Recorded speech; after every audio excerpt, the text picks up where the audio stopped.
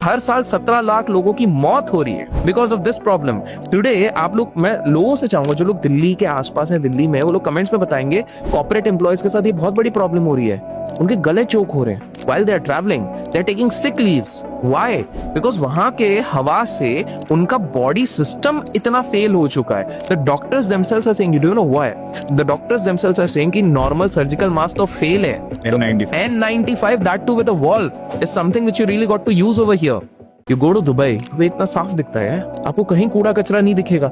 आपको वहां पे डिसिप्लिन दिखता है कि भाई जब तक उस डब्बे पे आप जाके बटन नहीं दबाते हो टू क्रॉस द रोड, अगर आपने कर दिया तो भैया आप पे सीधे धर्म्स के फाइन्स लग जाते हैं। करेक्ट। तो 5,000 10,000 धर्म्स जब लगेंगे, penalty which is so harsh कि सामने वाला 2 बार सोचे, ये नहीं 200 रुपए 100 रुपए इधर पौथी कट गया, ये कट गया, नहीं। सच हार्श पनिशमेंट, धीरे धीरे धीरे धीरे दैट बिकम्स अ हैबिट। और आज उसी का नतीजा है बेजिंग, जो एक समय पे इतना पोल्यूटेड था, आज इस लेवल पे पहुंच गया। लेह लद्दाख के इस एरिया के ऊपर उन्होंने यूएफओस देखे एंड इनफैक्ट 300 प्लस इस तरह के ऑब्जर्वेशंस आ चुके। जब से आपने बोला ना कि इंडिया का भी एक एरिया 51 है, कौन सा है इंडिया का? So there's a La Pass that is in Leh Ladakh. 2014 में कुछ आर्मी मैन थे एंड दे रिपोर्टेड कि यार हम इधर लेह लद्दाख में इधर जहाँ पोस्टिंग है, वहां पे जब स्काई पे देखे ना तो दे कुड सी ऑर्ब्स गोल गोल तरीके के, something flying in the air. पूरा ग्रुप देख रहा है and they actually reported it to their senior कि देखिए भाई हमें ना ऐसा दिख रहा है, हमें मूवमेंट देखी गई है। एंड लेटर ऑन उसको ये बोल के खारिज कर दिया गया कि जो प्लैनेट वीनस है उसका रिफ्लेक्शन है। बट इंटरेस्टिंगली क्या हुआ है कि एक इसरो के बहुत नामी साइंटिस्ट ने आज से कुछ साल पहले ये क्लेम किया कि उसी एरिया में उन्होंने यूएफओस देखे हैं। He is not the only one who has claimed that place. 300 से ज्यादा लोगों ने ये चीज कही है, क्लेम करी है। जब लोगों ने उधर जाके देखा तो वो अपने माइंड से चीजें क्रिएट करने लग गया।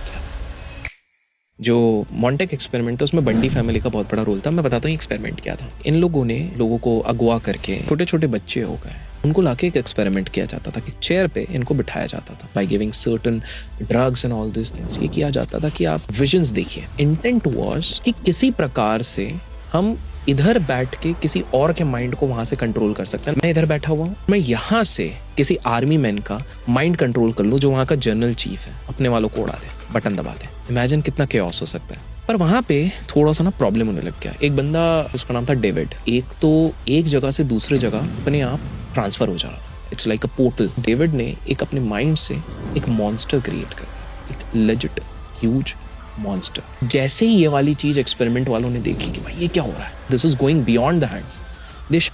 यूएस चाहता ही नहीं है कि कहीं पे पीस हो।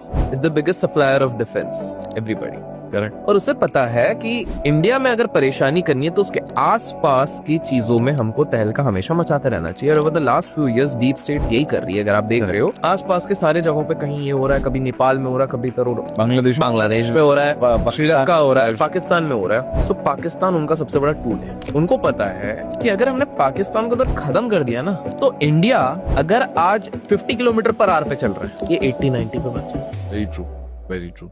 Dollar strength over the years is declining. आप ये चीज देखो, because I have also realised कि भाई ये अच्छा। और इसमें ना रे डालियो की एक बहुत बढ़िया थ्योरी है। Ray Dalio is an author of a book called Principles and he is a hedge fund manager जो ब्रिज वाटर हाउस को चलाते हैं। And for those people who don't know, Bridgewater House दुनिया की सबसे बड़ी hedge fund है, दुनिया की सबसे बड़ी हेज फंड। तो उसने पूरी अपनी एक थ्योरी बताई है। मैं चाहूंगा लोग जाके उसको एक इंटरनेट पे सर्च करें। Where he is talking about the rise and fall of economies and वहां पर वो क्लियरली बताता है कि why US won't be the next biggest economy. He is betting on China.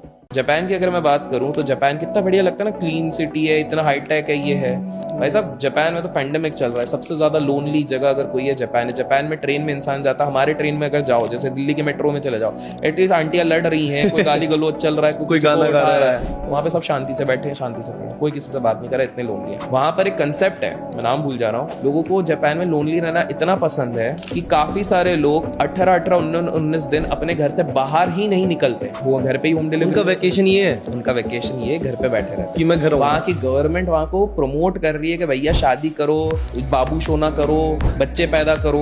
वो लोग करने को तैयार नहीं है। तो एक व्यक्ति दिखे जो हर जगह से रक्त निकल रहा था। उन्हें जब पूछा कि आप अश्वत्थामा है क्या, उन्हें कहा था हाँ है। पृथ्वीराज चौहान जी ने अपने खुद की जीवनी अपनी किताब में लिखा है कि एक बार वो जंगल में जा रहे थे और उनको ना करीब 8-8.5 फीट के कोई एक व्यक्ति दिखे जो हर जगह से रक्त निकल रहा था और उनके इधर माथे पे कुछ नहीं था। और उन्होंने जब पूछा कि आप अश्वत्थामा है, क्योंकि उन्होंने कुछ मेडिसिनल प्लांट्स के बारे में इनको बताया था, तो उन्होंने कहा था हाँ है।